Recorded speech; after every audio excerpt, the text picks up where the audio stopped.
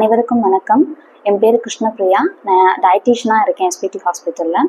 So first வந்துட்டு டயபெட்டிஸ்க்கான ஒரு 5 tip இப்போ நான் சொல்ல போகிறேன்.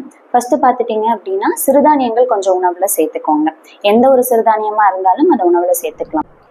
அடுத்ததாக பயிறு வகைகள் எடுத்துக்கலாம். பயிறு வகைகளை பொறுத்த அளவுக்கு எல்லா பயிரும் எடுத்துக்கோங்க.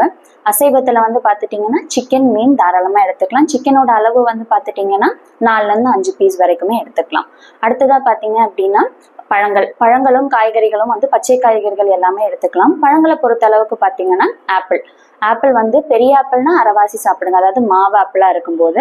சின்ன ஆப்பிள்னா ஒரு முழு ஆப்பிள் எடுத்துக்கலாம். கொய்யாப்பழம் சாப்பிடலாம், ஆரஞ்சு எடுத்துக்கலாம், சாத்துக்குடி எடுத்துக்கலாம், முலாம்பழம், தர்பூசணி எடுத்துக்கலாம், பப்பாளி பழம், இது எல்லாமே ஒரு 4-5 துண்டு வரைக்கும் சாப்பிட்டுக்கலாம். அடுத்து காய்கறிகளை பொறுத்தளவுக்கு கொடியில விளையிற காய்கறிகள் அதிகமாக சாப்பிடுங்க, நார்ச்சத்து கொஞ்சம் அதிகமாக இருக்கும். அதே மாதிரி பூமிக்கடியில் விளையிற காய்கறிகள் அதிகமாக சேர்த்துக்க வேண்டாம். எண்ணெய் வந்து பார்த்துட்டிங்க அப்படின்னா கடலெண்ணெய் யூஸ் பண்ணுங்க, நல்லெண்ணெய் யூஸ் பண்ணுங்க, தவிடெண்ணெய் யூஸ் பண்ணுங்க. மற்றபடி தேங்காய் எண்ணெயோ இல்லைன்னா பாம் ஆயிலோ யூஸ் பண்ண வேண்டாம்.